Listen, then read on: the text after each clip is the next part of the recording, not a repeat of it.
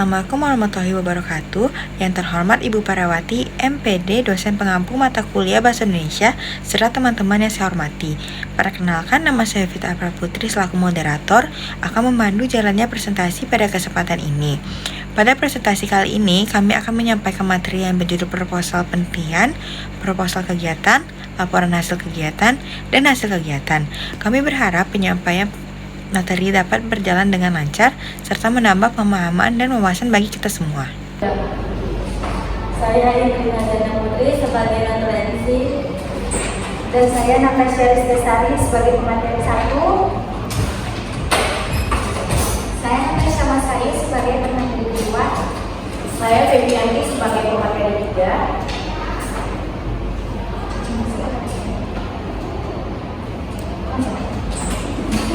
Oke, baiklah, materi kita yaitu mengenai tentang proposal penelitian dan proposal kegiatan.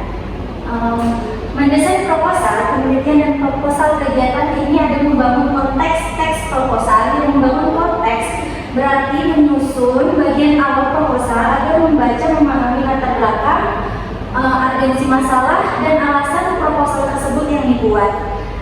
Proposal itu merupakan bentuk ulasan atau rencana yang dinyatakan layak apabila disusun sesuai kaidah dan tradisi akademik yang berlaku.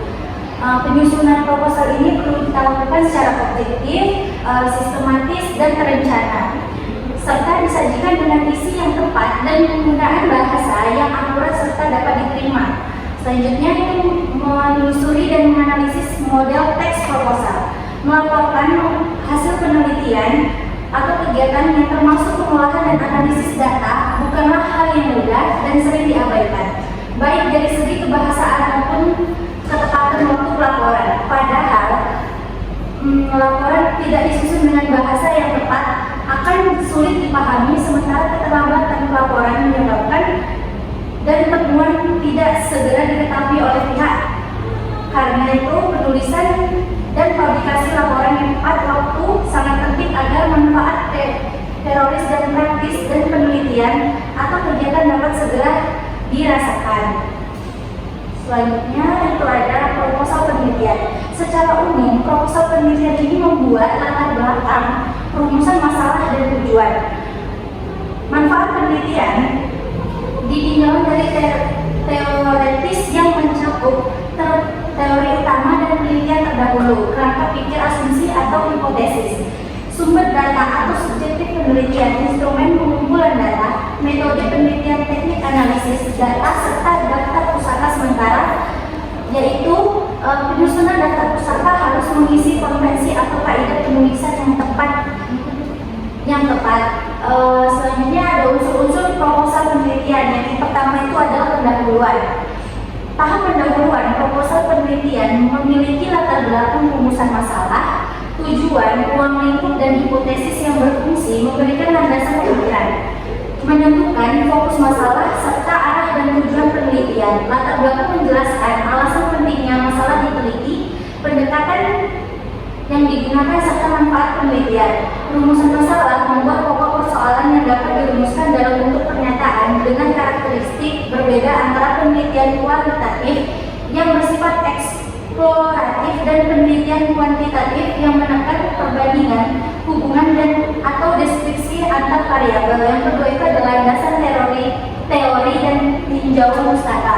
Landasan teori berfungsi menyajikan sintetis teori yang digunakan sebagai dasar pemecahan masalah atau penelitian, sedangkan tinjauan pustaka membuat ulasan penelitian terdahulu yang relevan dan dibandingkan dengan penelitian yang akan kita lakukan. Keduanya diarahkan pada pemecahan masalah yang sama sehingga hasil penelitian dapat menunjukkan kebutuhan pengembangan teori serta perannya dalam melengkapi kekurangan penelitian sebelumnya.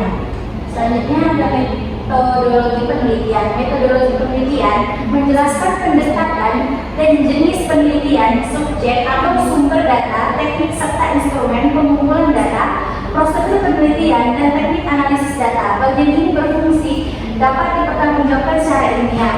Yang keempat itu ada daftar pusaka. Daftar pusaka ini membuat sumber rujukan yang digunakan dalam penyusunan proposal penelitian serta buku, artikel jurnal, serta sumber ilmiah lainnya yang digunakan secara sistematis sesuai pedoman penulisan untuk menunjukkan keabsahan dan keterandalan sumber.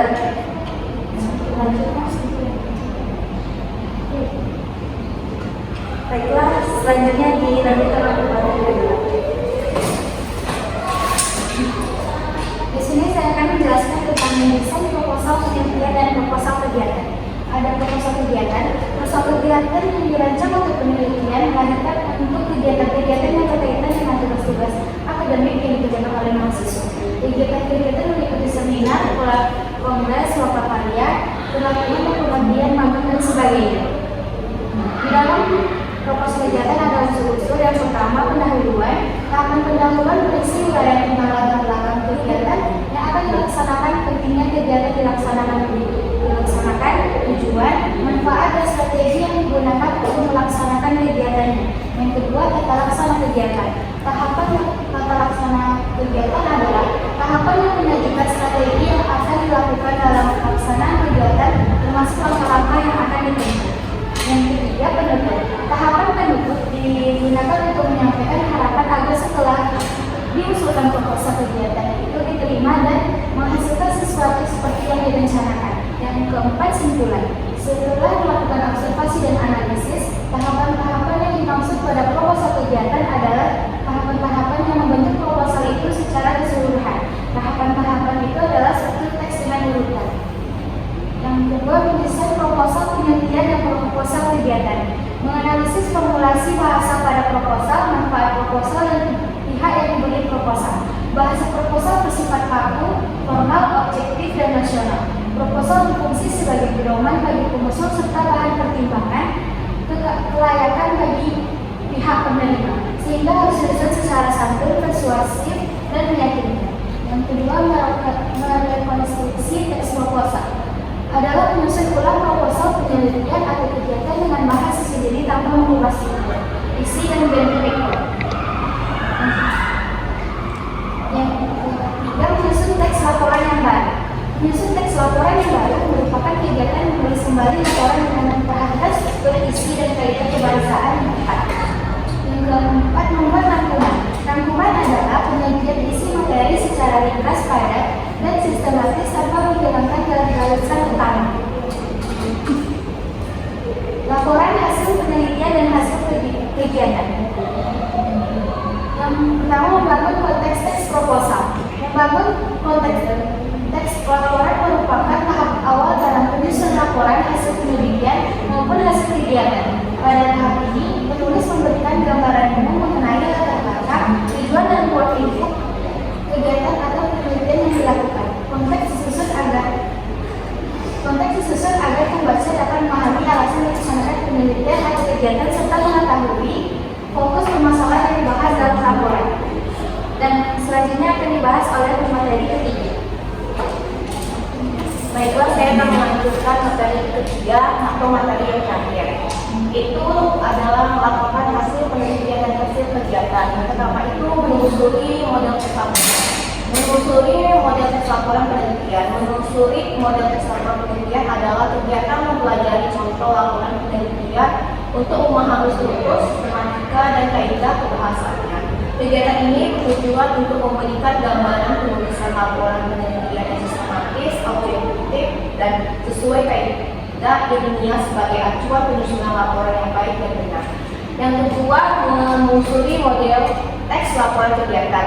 Menelusuri model teks laporan kegiatan adalah kegiatan mengkaji contoh laporan kegiatan untuk memahami struktur, isi, dan penggunaan bahasanya.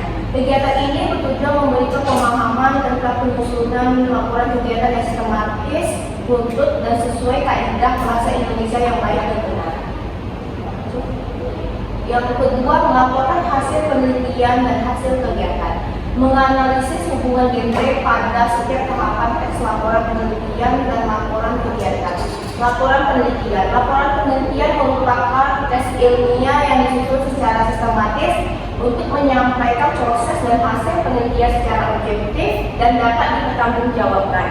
Struktur laporan penelitian meliputi abstrak, pendahuluan, landasan teori, dan tinjauan pustaka. Metodologi penelitian, hasil dan pembahasan, penutup, daftar pustaka, bahasa teori, prosedur penelitian, penyajian dan pembahasan hasil, hingga simpulan, saran dan pendukung keilmiahan laporan. Hubungan genre dalam laporan penelitian terlihat dari keterpaduan struktur teks dan kemudian komunikatif untuk menyampaikan informasi ilmiah secara logis dan sistematis. Keterkaitan genre mikro membentuk laporan penelitian sebagai wacana akademik yang utuh dan koheren. Dan lanjut. Oke. Udah kan? Lanjut. Ini tadi kan? Oh, lanjut aja. Yang ketiga itu melaporkan hasil penelitian dan hasil kegiatan, merekonstruksi teks laporan. Merekonstruksi teks laporan adalah kegiatan menyusun kembali laporan yang ada dengan tetap mempertahankan struktur, isi pokok, dan tujuan komunikatifnya. Proses ini dilakukan dengan memahami teks secara menyeluruh, merangkum informasi penting, serta menyusunnya kembali menggunakan bahasa ilmiah yang baku, jelas dan objektif agar laporan tetap akurat, utuh dan mudah dipahami. Yang kedua itu menyusun teks laporan yang baru. Menyusun teks laporan baru adalah kegiatan menulis laporan berdasarkan data atau hasil pengamatan dengan memperhatikan struktur yang sistematis dan penyajian isi yang objektif. Penggunaan bahasa Indonesia yang baku dan ilmiah diperlukan agar informasi dapat disampaikan secara jelas, utuh dan mudah dipahami. Yang ketiga itu membuat rangkuman. Membuat rangkuman laporan kegiatan dan penelitian adalah kegiatan menyajikan kembali isi laporan secara ringkas, padat dan sistematis tanpa menghilangkan informasi pokok. Rangkuman disusun berdasarkan pemahaman struktur dan isi laporan, serta menggunakan bahasa Indonesia yang baku dan objektif agar pembaca memperoleh gambaran. Sekian hasil diskusi dari kelompok kami.